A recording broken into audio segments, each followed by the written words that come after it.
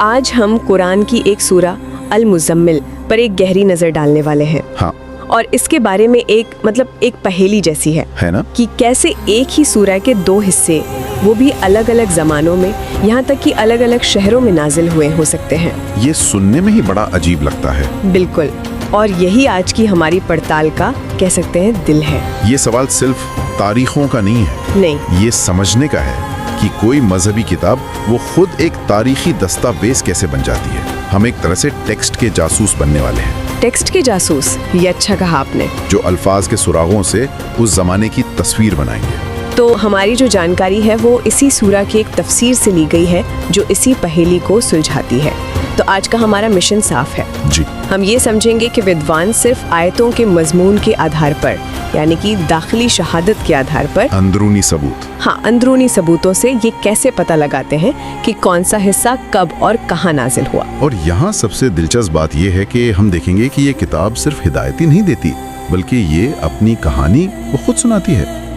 ہمیں بس اسے پڑھنے کا صحیح طریقہ معلوم ہونا چاہیے. تو چلیے اس تحقیقات کو شروع کرتے ہیں. سورہ کی جو شروعات ہے وہ پیغمبر کو رات میں اٹھ کر عبادت کرنے کی ہدایت سے ہوتی ہے.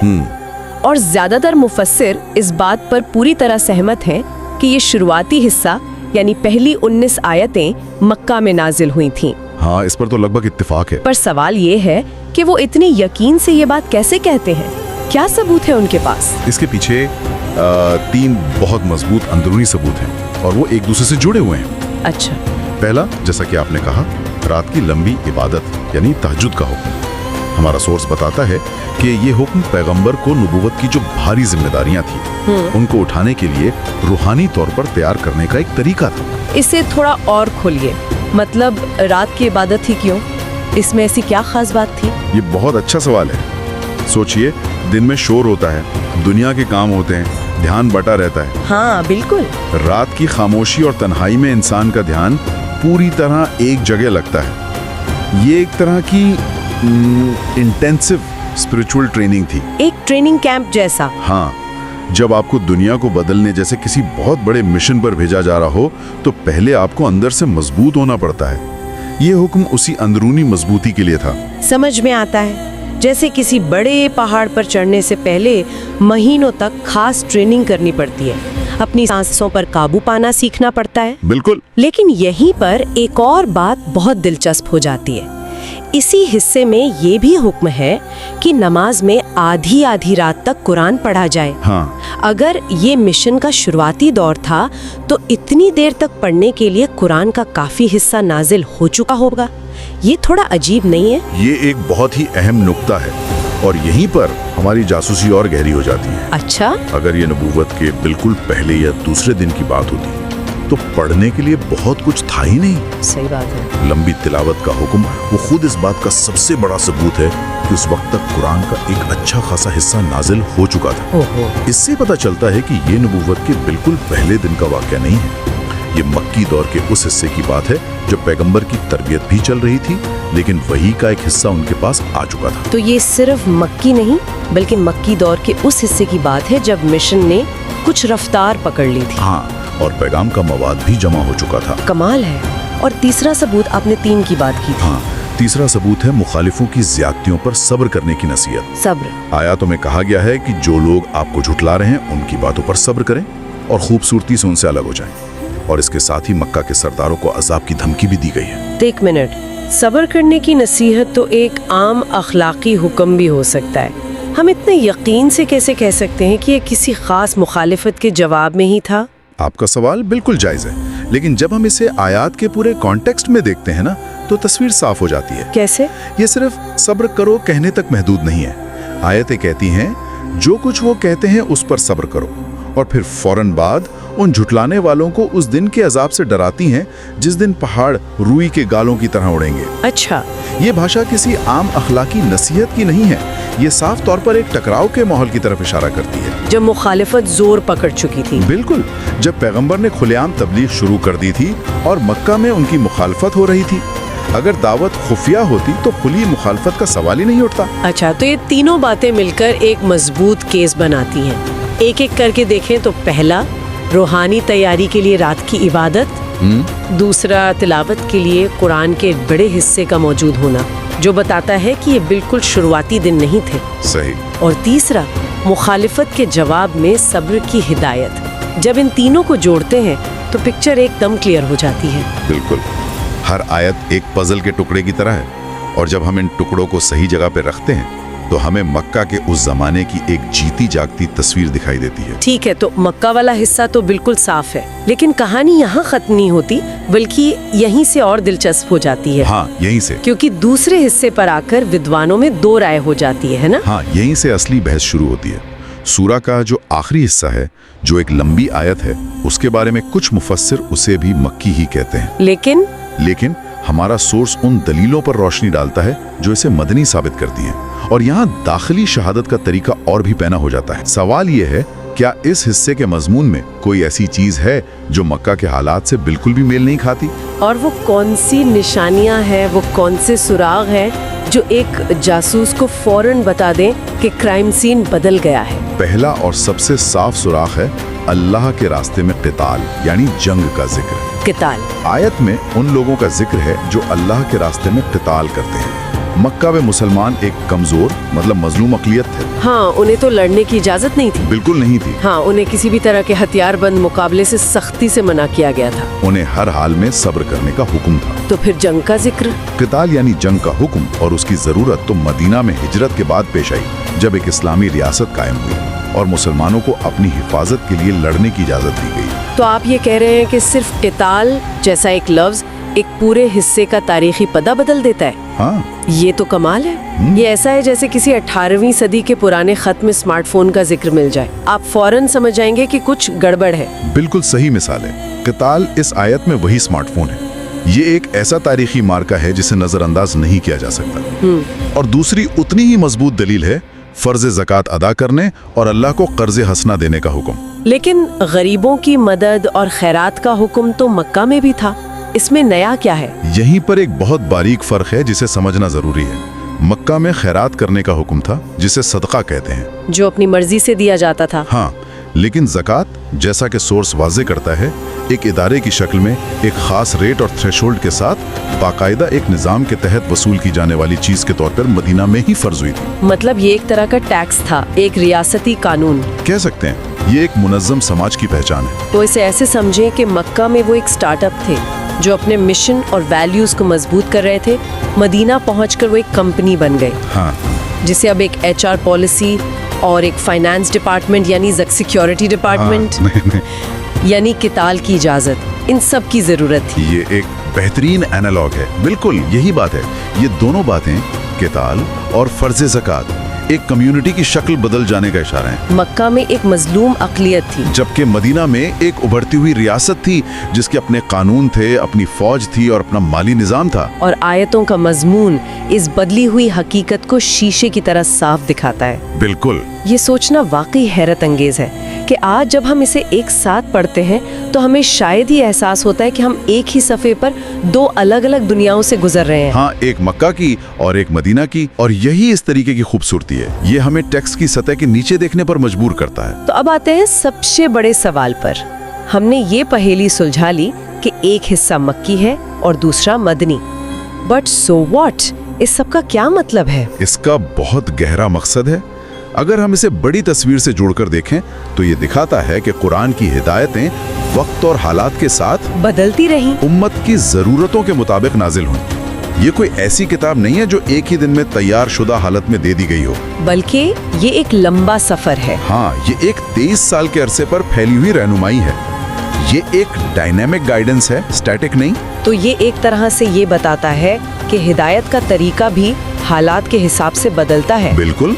मक्का में जब कम्युनिटी कमजोर थी और बन रही थी तो जोर रूहानी और अखलाकी तैयारी पर था, सब्र पर था, अपनी जात को मजबूत करने पर। हाँ, जबकि मदीना में जब एक समाज और रियासत की तामीर हो रही थी तो कवानीन दिए गए, सामाजिक ढांचे की बात हुई, माली निज़ाम और दिफा की हिदायतें दी गईं। तो ये रहनुमाई किसी एक हालत के लिए नहीं बल्कि बदलती हुई परिस्थितियों के लिए है। और एक ही सूरा में इन दोनों हिस्सों का होना इस बात की बेहतरीन मिसाल है।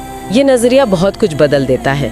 ये किताब को सिर्फ आसमानी हिदायतों का मजमुआ नहीं बल्कि एक कम्युनिटी के सफर की कहानी बना देता है। हाँ, उनके डर, उनकी उम्मीदें, उनकी बढ़ती हुई जिम्मेदारियां, सब कुछ इन अल्फाज में कैद है।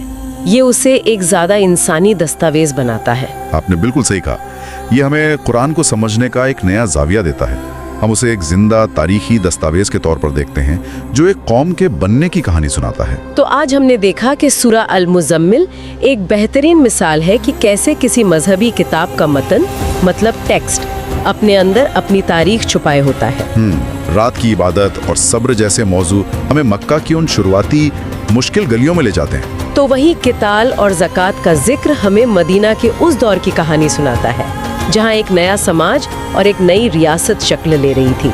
ये सिर्फ अल्फाज के जरिए तारीख का सफर करने जैसा है। हाँ, और ये सब सिर्फ अंदरूनी सबूतों की बुनियाद पर किया गया। ये वाकई एक जबरदस्त तरीका है किसी भी पुराने टेक्स्ट को समझने का। और ये दाखिली शहादत का तरीका हमें एक बहुत दिलचस्प सवाल पर छोड़ जाता है। वो क्या है? अगर इसी नजरिए से दूसरी तारीखी किताबों को या शायद अपने ही पुरखों के लिखे पुराने खतों और डायरियों को देखा जाए, अच्छा, तो सिर्फ उनमें इस्तेमाल हुई जबान और बदले हुए मौजू से उनके अंदर छुपी कौन सी नई कहानियां सामने आ सकती हैं। सोचिए, किसी की लिखी हुई डायरी में सालों तक सिर्फ खेतों और मौसम की बातें हों और फिर अचानक उसमें कारोबार, कर्ज और शहर जाने की बातें शुरू हो जाएं। हम सिर्फ उन बदले हुए अल्फाज से अंदाजा लगा सकते हैं कि उस इंसान की जिंदगी में कोई बहुत बड़ा बदलाव आया होगा। बिल्कुल, उस इंसान और उसके समाज की जिंदगी में कितना बड़ा और गहरा बदलाव आया होगा। हर टेक्स्ट अपनी एक छुपी हुई कहानी कहता है, जरूरत सिर्फ सही नजर से देखने की है। आज हमारे सामने कुरान की एक बहुत ही खास सूरा है, अल मुज़म्मिल, और हम इसकी शुरुआती 8 आयतों पर गहराई से बात करने वाले हैं। हाँ। इन आयतों में जो बात सबसे पहले ध्यान खींचती है वो है इसका अंदाज। मतलब ये कोई आम हुक्मनामा नहीं लगता। नहीं, बिल्कुल नहीं। ऐसा लगता है जैसे हम किसी बहुत ही निजी और अहम लम्हे में दाखिल हो गए हैं। तो आज हम यही समझने की कोशिश करेंगे कि एक बहुत बड़े मिशन की तैयारी के लिए ये रूहानी ट्रेनिंग प्रोग्राम कैसा था। ट्रेनिंग प्रोग्राम शब्द यहाँ एकदम सही बैठता है। ये आयतें सिर्फ इबादत के तरीके नहीं बता रही, बल्कि एक ऐसी बुनियाद रख रही हैं जिस पर एक पूरी तहलीक, एक पूरा इनकलाब खड़ा होना था। और इस बुनियाद की शुरुआत होती है एक बहुत ही अनोखी पुकार से। हाँ, बिल्कुल। तो चलिए वहीं से शुरू करते हैं। पहली ही आयत में पैगंबर सल्लल्लाहु अलैहि वसल्लम को ए नबी या ए रसूल नहीं कहा गया, नहीं, बल्कि या अय्युहल मुज़म्मिल, यानी ए ओढ़ लपेट कर सोने वाले कहकर पुकारा गया है। ये इतना पर्सनल और इतना नर्म लगता है, जैसे कोई बहुत अपना जगा रहा हो। ये अंदाज क्यों? ये अंदाज ही इन आयतों की रूह है। इसमें कोई डांट नहीं है, बल्कि शफकत है, प्यार है। हाँ, ये कहने का एक तरीका है कि अब आराम का वक्त खत्म हुआ, एक बहुत बड़ी जिम्मेदारी आने वाली है जिसके लिए तुम्हें तैयार होना है। मतलब ये शब्द खुद ही कह रहे हैं कि अब आराम से सोने का दौर गया। बिल्कुल, ये एक तरह का नर्म लेकिन बेहद मजबूत अलार्म है जो कह रहा है उठो, क्योंकि दुनिया तुम्हारे जागने का इंतजार कर रही है। और जागने के फौरन बाद जो पहला काम बताया गया वो दिन का नहीं बल्कि रात की खामोशी का है। आयत कहती है, रात को नमाज में खड़े रहा करो मगर कम। यहाँ मगर कम का क्या मतलब है? क्या रात का थोड़ा हिस्सा इबादत करो या फिर ज्यादातर हिस्सा इबादत करो और बस थोड़ा आराम करो? इसमें थोड़ी उलझन हो सकती है। ये बहुत अच्छा सवाल है और इसका जवाब असल में आगे की आयतों में ही छुपा है। अच्छा, जब आगे कहा जाता है कि आधी रात या उससे कुछ कम या उससे कुछ ज्यादा, तो ये साफ हो जाता है कि यहाँ रात के एक बड़े हिस्से की बात हो रही है। तो मगर कम का मतलब हुआ पूरी रात नहीं? बिल्कुल, मतलब पूरी रात जागकर खुद को थका नहीं देना है, लेकिन रात का एक अहम और बड़ा हिस्सा अब अल्लाह के साथ गुजारने के लिए खास कर दिया गया है। समझ गई। तो ये सिर्फ जागने का हुक्म नहीं, बल्कि जाग कर कुछ खास करने का निर्देश है। और आपने समय की जो बात की वो भी बहुत दिलचस्प है। हाँ, आधी रात या उससे कुछ कम कर लो या उससे कुछ ज्यादा बढ़ा दो, इसमें इतनी सहूलियत क्यों है? अगर ये इतना ही जरूरी काम था तो एक सख्त टाइम टेबल क्यों नहीं दिया गया? यहीं पर इस ट्रेनिंग की खूबसूरती दिखती है। देखिए, आधी रात को एक मेयार, एक स्टैंडर्ड बना दिया गया, एक बेंचमार्क की तरह। हाँ बिल्कुल, एक बेंचमार्क। ये बताता है कि ये काम कितना संजीदा है, लेकिन उसमें कमी बेशी की इजाजत देकर ये भी बता दिया गया कि ये दीन सख्ती का नहीं, सहूलियत का है। लेकिन रात का एक अहम और बड़ा हिस्सा अब अल्लाह के साथ गुजारने के लिए खास कर दिया गया है। समझ गई। तो ये सिर्फ जागने का हुक्म नहीं बल्कि जागकर कुछ खास करने का निर्देश है। और आपने समय की जो बात की वो भी बहुत दिलचस्प है। हाँ। आधी रात या उससे कुछ कम कर लो या उससे कुछ ज्यादा बढ़ा दो, इसमें इतनी सहूलियत क्यों है? अगर ये इतना ही जरूरी काम था तो एक सख्त टाइम टेबल क्यों नहीं दिया गया? यहीं पर इस ट्रेनिंग की खूबसूरती दिखती है। देखिए, आधी रात को एक मेयार, एक स्टैंडर्ड बना दिया गया। एक बेंचमार्क की तरह। हाँ बिल्कुल, एक बेंचमार्क। ये बताता है कि ये काम कितना संजीदा है, लेकिन उसमें कमी बेशी की इजाजत देकर ये भी बता दिया गया कि ये दीन सख्ती का नहीं सहूलियत का है। अच्छा, ये एक रोज की मजबूत आदत बननी चाहिए। बिल्कुल, ये अनुशासन और सहूलियत का एक बेहतरीन संतुलन है। तो रात में उठना है, नमाज पढ़नी है और फिर एक और हुक्म आता है, और कुरान को खूब ठहर ठहर कर पढ़ो। तरतील। हाँ, तरतील। जब मैं इसके बारे में सोचती हूँ तो आज की भागदौड़ भरी जिंदगी में ये लगभग नामुमकिन लगता है। हम तो हर चीज जल्दी खत्म करना चाहते हैं। सही बात है। और तरतील सिर्फ धीरे धीरे पढ़ना नहीं है, ये कुरान के साथ एक संवाद है, एक बातचीत। संवाद? हाँ, इसका मतलब है कि जब आप पढ़ रहे हों तो आपका दिमाग, आपका दिल, आपकी जुबान सब एक साथ काम कर रहे हों। स्रोत में इसकी बहुत गहरी मिसालें दी गई हैं। जैसे जब अल्लाह की बड़ाई का जिक्र आए तो आपका दिल उसकी अजमत और हैबत महसूस करे। जब उसकी रहमत का जिक्र हो तो दिल शुक्र के जज्बात से भर जाए। और जब अजाब का जिक्र हो तो खुद के लिए पनाह मांगो। बिल्कुल, ये सिर्फ अल्फाज अदा करना नहीं बल्कि उन अल्फाज के समंदर में गोता लगाना है। यानी ये पढ़ना नहीं बल्कि उसे महसूस करना और जीना है। बिल्कुल। और पैगंबर सल्लल्लाहु अलैहि वसल्लम का खुद का तरीका इसकी सबसे अच्छी मिसाल है। हजरत अनस बताते हैं कि आप हर लफ्ज को खींच खींच कर उसके पूरे हक के साथ अदा करते थे। हर लफ्ज को उसका पूरा हक देकर। हाँ, और हजरत उम्मे सलमा बताती हैं कि आप हर आयत पर रुकते थे। जैसे अल्हम्दुलिल्लाहि रब्बिल आलमीन पढ़ा और फिर एक ठहराव। बिल्कुल, फिर आगे बढ़े अर्रहमानिर रहीम। ये एक ऐसी रफ्तार है जिसमें हर आयत को सांस लेने का मौका मिलता है। और एक रिवायत तो और भी कमाल की है। हाँ, कि जब आप कोई ऐसी आयत पढ़ते जहाँ दुआ या पनाह मांगने का मौका होता तो आप रुककर दुआ मांगते। ये तो तिलावत को एक तरफा बयान से निकालकर दो तरफा बातचीत बना देता है। सही बात है। ये सब सुनकर एक सवाल जहन में आता है, ये सब क्यों? रात की इतनी मुश्किल इबादत, कुरान को इस तरह ठहर ठहर कर पढ़ना, इस सख्त ट्रेनिंग का मकसद क्या था? श्रोत इसे सीधे अगली आयत से जोड़ता है, हम तुम पर एक भारी कलाम नाजिल करने वाले हैं। ये भारी कलाम क्या है? मैंने हमेशा इसे एक आध्यात्मिक बोझ के तौर पर समझा था, लेकिन यहाँ मामला उससे कहीं ज्यादा गहरा लगता है। आपने बिल्कुल सही पकड़ा। ये सिर्फ एक रूपक या मेटाफर नहीं है। कौले सकील यानी भारी कलाम के दो मतलब हैं और दोनों ही अपनी जगह बहुत वजनी है। अच्छा, पहला मतलब वही है जो आपने समझा, जिम्मेदारी का बोझ। यानी कुरान के पैगाम को दुनिया तक पहुँचाना, उसके उसूलों पर एक समाज बनाना। बिल्कुल। और मुखालिफत का सामना करना, ये यकीनन दुनिया के सबसे भारी कामों में से एक है। और इस पहाड़ जैसे बोझ को उठाने के लिए वैसी ही रूहानी ताकत चाहिए जो रात की खामोशी में पैदा होती है। हाँ, ये कुछ वैसा ही है जैसे एक एथलीट बड़े मैच से पहले सुबह अंधेरे में अकेले प्रैक्टिस करता है। रात के सन्नाटे में किया गया त्याग ही उसे दिन के दबाव को झेलने की ताकत देता है। ये एनालॉजी बहुत पावरफुल है और इसका दूसरा मतलब वो मेरे लिए बिल्कुल नया और चौंकाने वाला था। दूसरा मतलब इसका शाब्दिक यानी जिस्मानी बोझ है। जिस्मानी बोझ? हाँ, वही का नाजिल होना खुद एक बहुत भारी अमल था। ये कोई हल्की फुल्की कैफियत नहीं थी। हमें कुछ ऐसी घटनाओं का जिक्र मिलता है जो इस बात को महसूस कराती हैं। बताइए। हजरत ज़ैद बिन साबित का एक अनुभव है। वो कहते हैं कि एक बार जब आप पर वही नाजिल हो रही थी तो उनका घुटना पैगंबर सल्लल्लाहु अलैहि वसल्लम के घुटने के नीचे था। उन्हें ऐसा महसूस हुआ कि उनका घुटना अब वजन से टूट जाएगा। ये तो दिमाग को हिला देने वाली बात है। मतलब ये सिर्फ एक रूहानी अनुभव नहीं था, इसका एक असल जिस्मानी वजन था जिससे महसूस किया जा सकता था। हाँ, और इसीलिए ये तैयारी सिर्फ आध्यात्मिक नहीं बल्कि जिस्मानी भी थी। एक और मिसाल भी है शायद। जी। हजरत आयशा बताती है कि सख्त सर्दी के दिनों में भी जब आप पर वही नाजिल होती तो आपकी पेशानी से पसीने की बूंदें टपकने लगती थीं। इतनी सख्त सर्दी में भी? हाँ, और सबसे हैरान करने वाली मिसाल ऊंटनी की है। अच्छा।